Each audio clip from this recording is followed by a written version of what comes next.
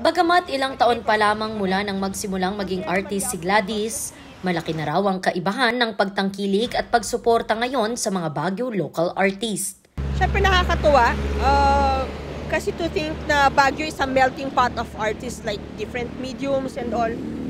Pero wala halos makita dati. So now that we actually spoke to the mayor and he personally said na gusto niya every blank wall, kung pwedeng pintahan, basta maganda naman, syempre not graffiti, we're against that. So it's very inspiring for us artists and hopefully it will be inspiring for children also, like my kids. I always bring them out to look at murals para ma-inspire din silang maging creative. Patunay rito ang kali-kaliwang murals sa mga kalyes sa lungsod. Mapabata o matanda, nakatatanggap na rin ng alalay pagdating sa paggawa ng obra gaya ng mga libreng art lessons at activities.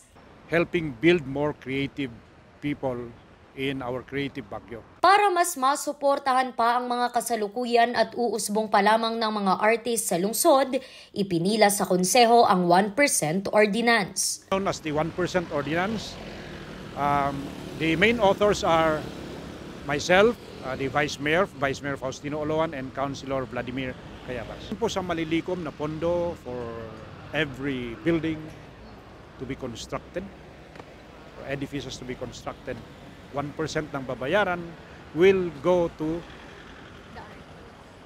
Sa ganitong paraan, hindi lamang moral na suporta ang matatanggap ng mga ito kundi pati pinansyal. Ang nasabing ordinansa ay aprobado na sa unang pagbasa noong November 30. Kamakailan lang din, binuksan ang Art Bank sa Baguio Athletic Bowl kung saan libreng gumawa at magbenta ng obra ang mga artist ng lungsod. Randy Guzman para sa Luzon Headlines.